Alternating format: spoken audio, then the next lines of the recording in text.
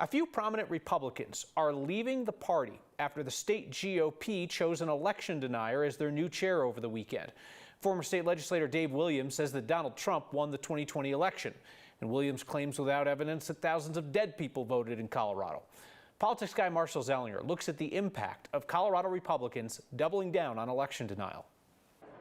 When he ran for Congress, Dave Williams went to court to get his name printed on the ballot with a crude nickname, a literal middle finger to the president. He was not successful getting the nickname printed or running for Congress. But this weekend, he was picked as the new Republican Party chairman. We are the party that elected Donald J. Trump, and we are not going to apologize for that anymore. That is the reason KOA radio host Mandy Connell switched her party affiliation from Republican to unaffiliated. As much as I hold conservative ideals and values in many, many ways, I will not be a part of the cult of Trump anymore. Connell is one of 133 Republicans to switch their party affiliation since Saturday, nearly all of them to unaffiliated.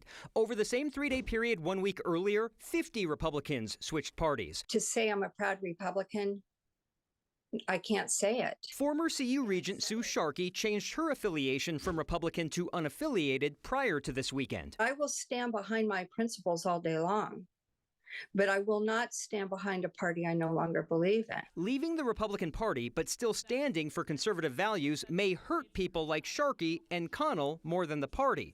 Ever since 2018, unaffiliated voters have been allowed to vote in primaries. They can choose to vote in either the Republican or Democratic primary, not both. The new GOP chair plans to fight that law. We must work to close the primaries so that only Republicans choose our Republican nominees. For Republicans leaving the Republican Party, they could be risking having a voice in future Republican nominees. I'm imagining that there will be people on a Republican primary ballot that I'm going to want to support. As of today, former Republicans like Sharkey can still vote in a Republican primary, for now.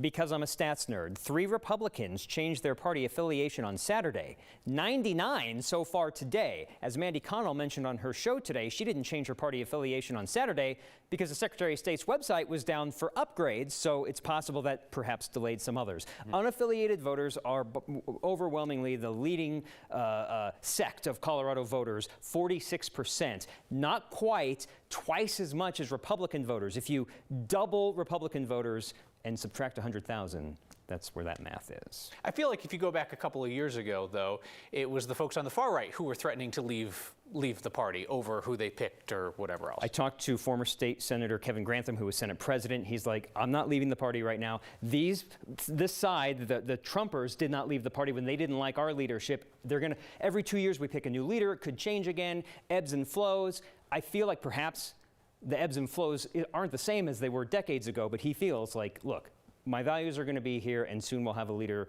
that represents my values and maybe not these values. And I go back to a conversation we had here months ago where we were saying, you know what, maybe the next 2 to 4 years is not the worst time for Colorado Republicans to test this experiment that ultra, super duper MAGA candidates can win, because they're not going to win anything for the next 2 to 4 years. So why the heck not try something? I asked Grantham, doesn't that hurt the cause more? Like, then you're farther into the hole, perhaps, if people don't like it. He still thinks it's going to come back around. All right. We shall see if they have traded a shovel for a larger shovel. Marshall, thank you.